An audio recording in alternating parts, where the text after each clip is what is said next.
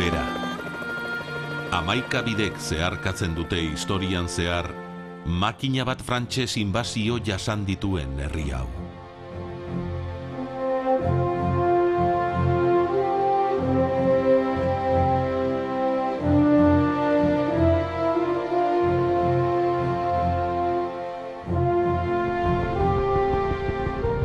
Eta bere jauregien artean, hortxe dugu Hitzea.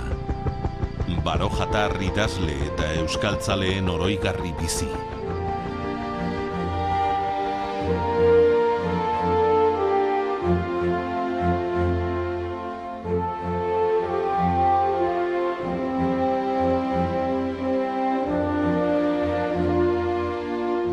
Beran ere, badira bentak.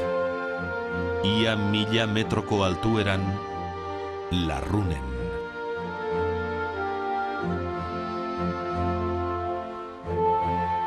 Napoleon hirugarrena eta Eugenia Montijokoa izan ziren Larrunen lehenengo turistak, nolabait esateko.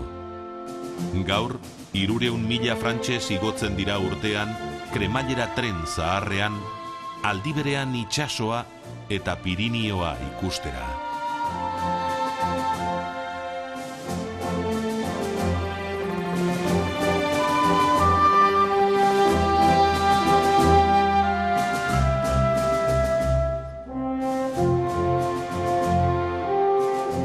Mendateak oraindik ere bentaz josita daude.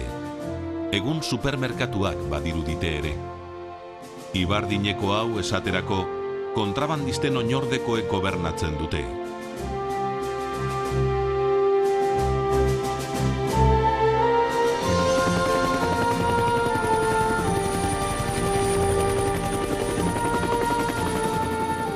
Muga egiten duen ibaiak etxera garamatza berriz ere.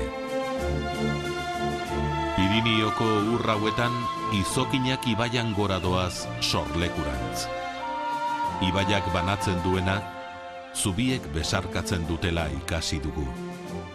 Eta horrela, Bidasoak eta Pirinioak itsasoarekin bat egiten dute.